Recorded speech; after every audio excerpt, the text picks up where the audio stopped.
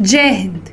Today we will be talking about the Indus Water Treaty, a crucial agreement between India and Pakistan. It is important to understand its significance in the current scenario and the role this treaty can play. When World War II ended, circumstances were changing rapidly worldwide. It weakened Britain economically and militarily. At the same time, Britain was struggling to maintain its hold on India. In India, the Indian independence movement was gaining momentum, with the Quit India movement forcing the British to reconsider their presence in India. Before leaving India, the British played the divide and rule game, and at the same time, they promoted the two-nation theory. For their game plan, they chose Muhammad Ali Jinnah as their pawn.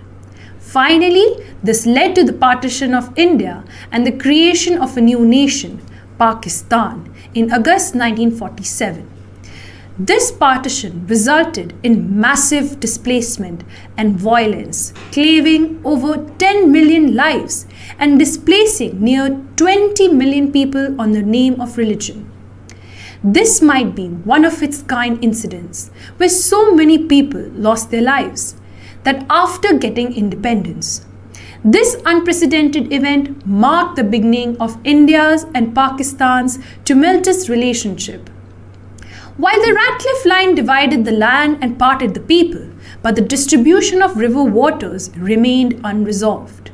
Under the Standstill Agreement of 1947, status quo was maintained, and India let the water flow towards Pakistan's side, keeping the Pakistan's immediate water need. This continued till March 1948.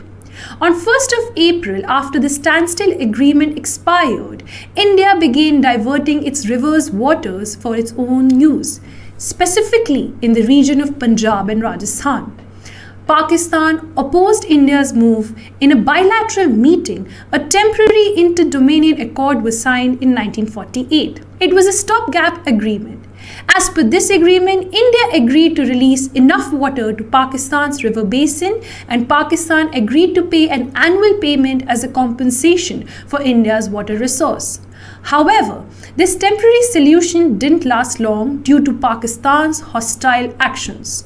Talks started and the World Bank came into picture.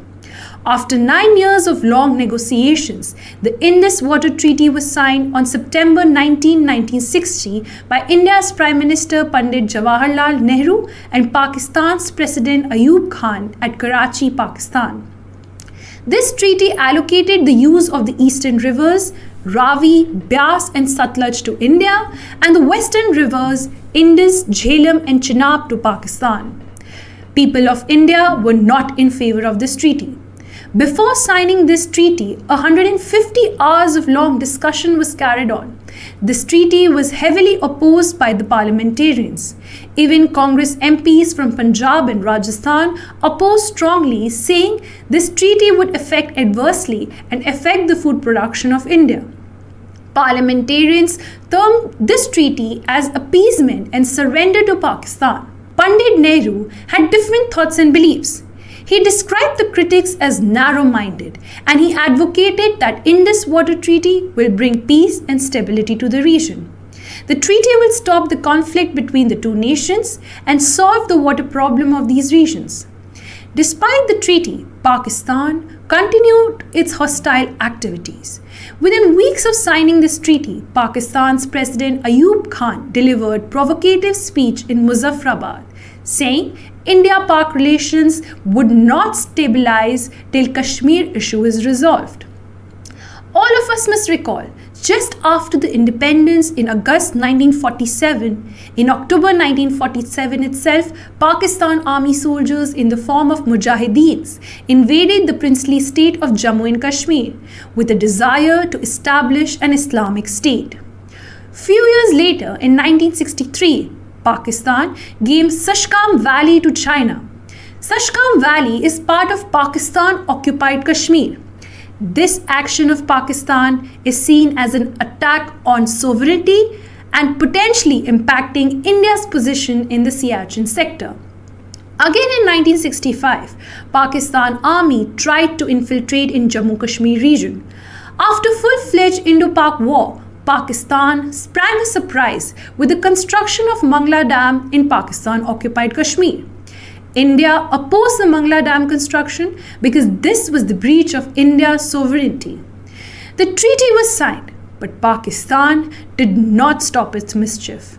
In 1965, Pakistani soldiers infiltrated Kashmir, followed by 1971 war and infiltration by Pakistani army in 1999 in the Kargil sector and India. Despite all of this, India continued to fulfill its obligations under the treaty.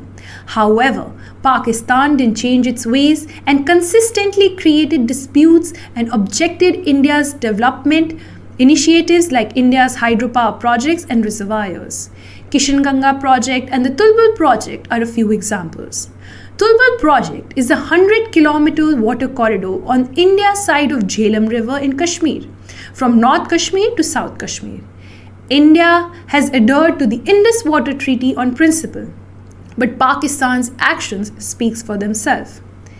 Since the 1980s, Pakistan has been employing its strategy of 1,000 cuts and carrying out terrorist activities like the Parliament attack, the Taj Hotel attack, and countless terror attacks on Jammu and Kashmir region. The continued terrorist attacks have compelled India to take some strong actions against all terror activities, terror funding groups, and country involved. Indus Water Treaty, which was once a peace-building tool, has become a one-sided obligation.